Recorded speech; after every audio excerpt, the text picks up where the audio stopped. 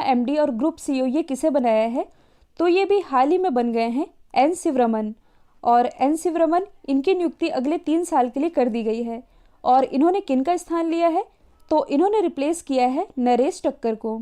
देखिए यहाँ से इम्पॉर्टेंट है ICRA, ये है क्या, तो ये एक रेटिंग एजेंसी है। इसकी फुल फॉर्म बनती है इंडिपेंडेंट क्रेडिट रेटिंग एजेंसी। मैंने आप लोगों को अक्सर ही कई रेटिंग एजेंसीज के नाम बताए हैं, जैसे कि मूडीज़ हो गया, फिच हो गया और क्रिसिल। ये कुछ फेमस रेटिंग एजेंसीज हैं, जिसमें कि जो मूडीज़ है और फिच है ये वर्ल्ड की फेमस रेटिंग एजेंसी है, जबकि जो क्रिसिल है और ICRA है ये है भारत की फेमस रेटिंग एजेंसी। और ICRA इसी के नए MD और ग्रुप CEO ये बन गए हैं एन शिवरमन, तो इनका नाम आप याद रखेंगे।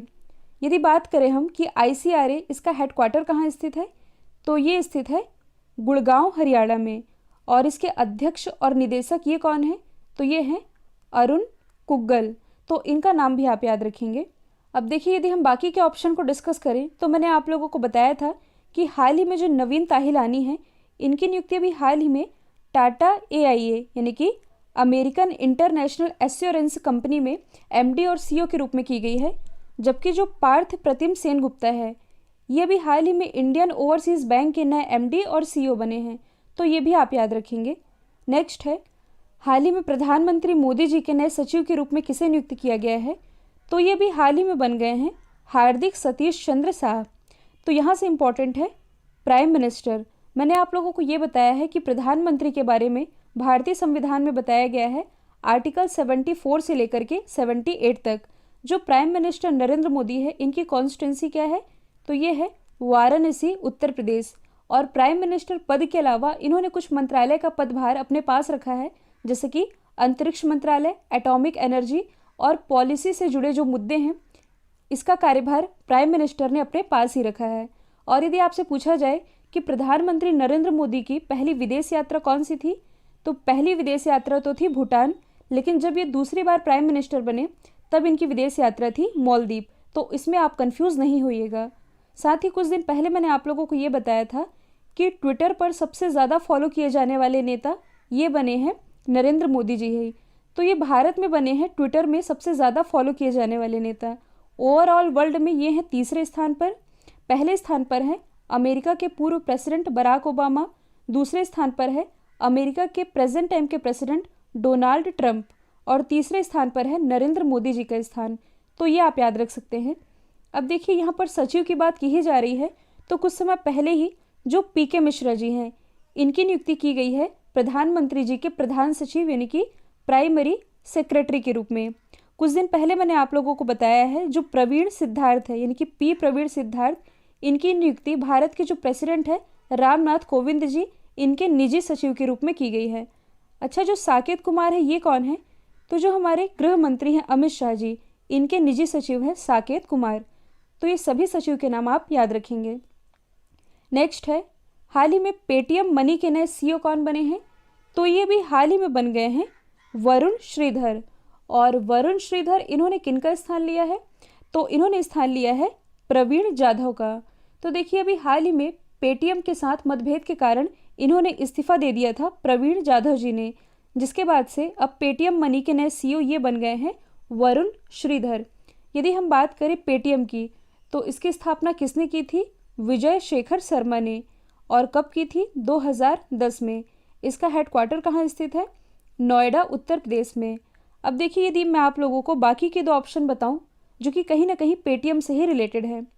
यदि मैं बात करूं विनीत अरोड़ा की, तो इनकी नियुक्ति भी हाल ही में पेटीएम जनरल इंश्योरेंस लिमिटेड के नए MD और CEO के रूप में की गई है। जबकि जो सतीश कुमार गुप्ता है ये कौन बने हैं, तो ये बनाए गए हैं पेटीएम पेमेंट बैंक के नए MD और CEO। तो ये भी आप याद रखेंगे।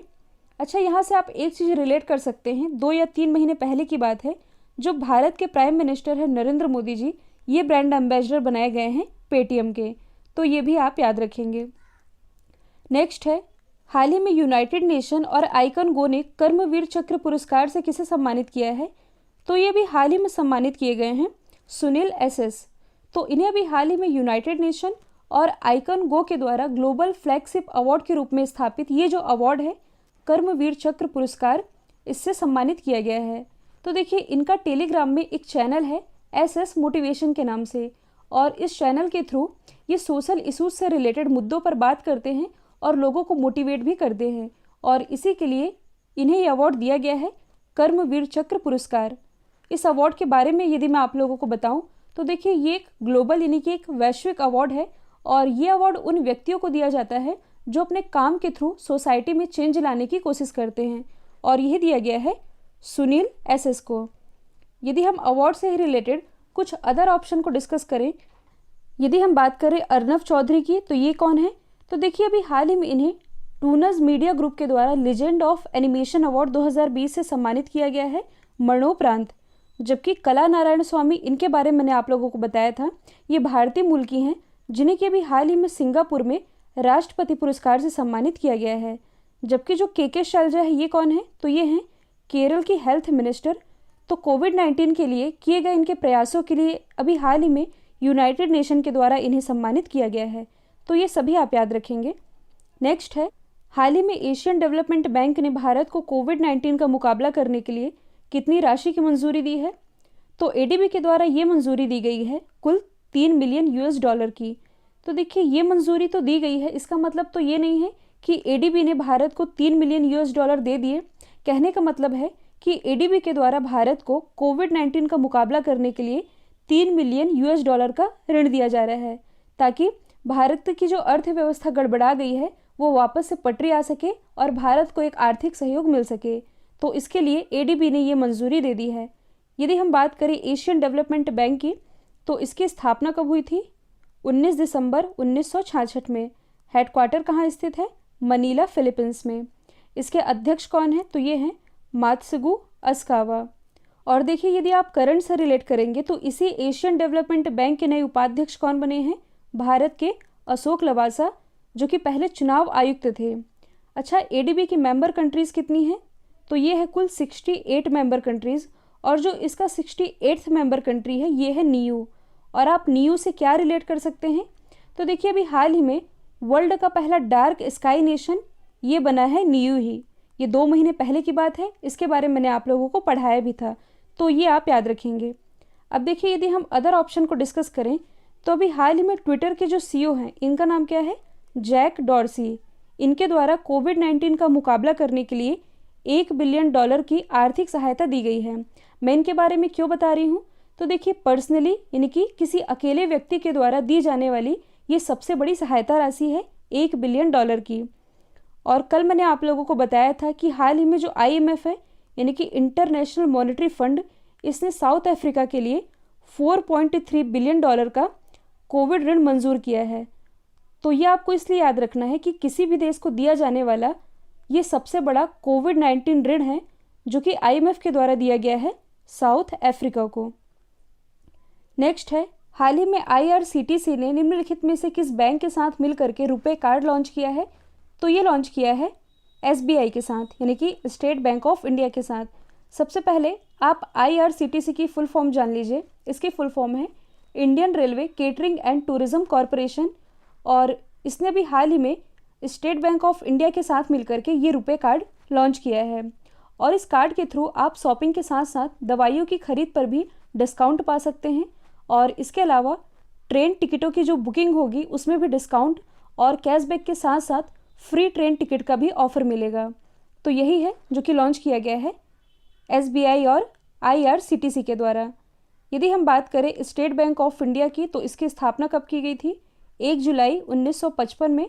हेडक्वार्टर स्थित है मुंबई, महाराष्ट्र में।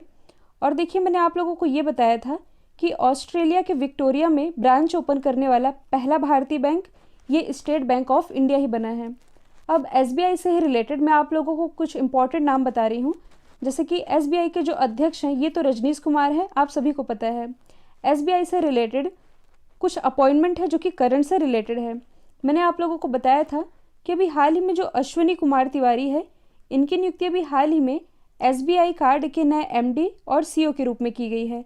जबकि जो PC कोंडपाल है, इन्हें भी हाल ही में SBI जनरल इंश्योरेंस का नया MD और CEO बनाया गया है। तो ये भी आप याद रखेंगे। अब देखिए यदि हम अदर ऑप्शन को डिस्कस करें, तो जो आरबीएल बैंक है, आरबीएल यानी कि रत्नाकर बैंक लिमिटेड, जिसका हेडक्वार्टर मुंबई में है, तो हेल्थ कार्ड लॉन्च करने वाला ये भारत का पहला बैंक है। यदि हम बात करें आईसीआईसीआई बैंक की, तो कार्डलेस निकासी सुविधा प्रदान करने वाला ये भारत का पहला बैंक है, यानी कि विदाउट कार्ड भी आप एटीएम से पैसा निकाल सकते हैं। और यदि हम बात करें कोटक महिंद्रा बैंक की, तो केवाईसी यानी कि नो योर कस्टमर की सर्विस ऑनलाइन प्रोवाइड कराने वाला ये भारत का पहला बैंक है। नेक्स्ट है, हाल ही में कोरोना वायरस का प्रसार देखते हुए महाराष्ट्र सरकार ने राज्य में लॉकडाउन की तारीख कब तक बढ़ा दिया है? तो ये बढ़ा दिया गया है 31 अगस्त तक। तो देखिए, भारत में कोरोना के केस लगातार बढ़ते जा रहे हैं और भारत में वैसे कोरोना के जो केस है ये 15 लाख क्रॉस कर चुके हैं और इसमें अकेले ही महाराष्ट्र में 4 लाख प्लस केसेस हैं। यानी कि राज्यवार यदि देखा जाए तो सबसे ज़्यादा प्रभावित ये महाराष्ट्र ही है, जिसके कारण अभी हाल ही में महाराष्ट्र सरकार ने लॉकडाउन की तारीख है इसे 31 अगस्त तक के लिए बढ़ा दिया है। यदि हम बात करें महाराष्ट्र की, तो कैपिटल क्या है? मुंबई, जो कि टैप वाटर रैंकिंग में पहले स्थान पर रही है। मुख्यमंत्री कौन है? तो ये हैं उद्धव ठाकरे। राज्यपाल कौन है? तो ये हैं भगत सिंह कोश्यारी। और अभी हाल ही में महाराष्ट्र उच्च न्यायालय के मुख्य न्यायाधीश बनाए गए हैं, इनका नाम क्या है? दीपंकर दत्ता। और देखिए, यदि आप करंट से रिलेट करेंगे तो हाल ही में महाराष्ट्र गवर्नमेंट के द्वारा महाजॉब पोर्टल लॉन्च किया गया है। साथ ही दुनिया की सबसे बड़ी प्लाज्मा थेरेपी, जिसका नाम है प्लेटिना, इसका ट्रायल शुरू किया गया है महाराष्ट्र में ही। नेक्स्ट है, हाल ही में किस भारतीय लेखिका के उपन्यास जिसका नाम है बर्न्ट शुगर, इसे प्रतिष्ठित बुकर अवार्ड के लिए चुना गया है? तो ये चुना गया है अवनी दोषी के उपन्यास बर्न्ट शुगर को 2020 के प्रतिष्ठित बुकर अवार्ड के लिए। और देखिए, इनके अलावा 13 अन्य राइटर्स को भी चुना गया है, लेकिन भारत की तरफ से चुनी गई हैं अवनी दोषी। मैंने आप लोगों को बताया भी था बुकर प्राइज़ के बारे में। जो बुकर प्राइज़ है ये अंग्रेजी भाषा में लिखे गए उपन्यास के लिए दिया जाता है और अभी तक ये जो अवार्ड है ये कुल 5 भारतीयों को मिल चुका है। ये 5 भारतीय हैं कौन कौन से? वीएस नाइपॉल, अरुंधति रॉय, सलमान रश्दी, किरण देसाई और अरविंद अडिग। इन 5 भारतीयों को ये प्रतिष्ठित बुकर अवार्ड मिल चुका है।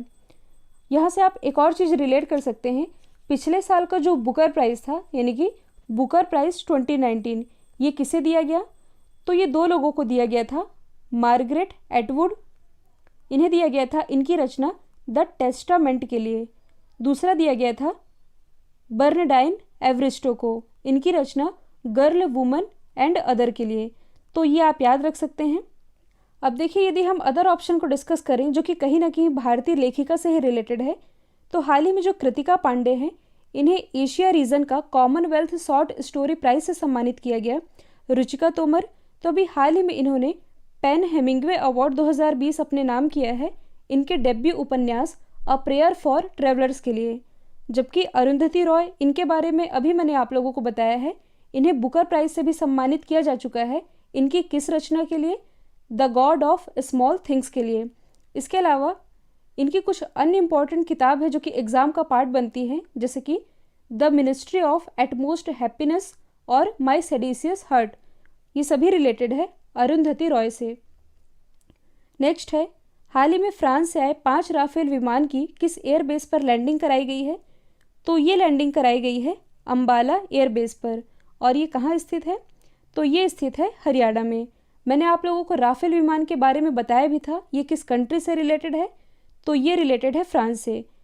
इस विमान के बारे में थोड़ा एक्स्ट्रा यदि मैं आप लोगों को बताऊं, तो देखिए, ये एक बेहतरीन लड़ाकू विमान है और इसकी जो एयर टू एयर यानी कि हवा से हवा में मारक क्षमता ये है लगभग 150 किलोमीटर और ज़मीन से हवा मतलब कि सरफेस टू एयर ये वॉर कर सकता है 300 किलोमीटर तक।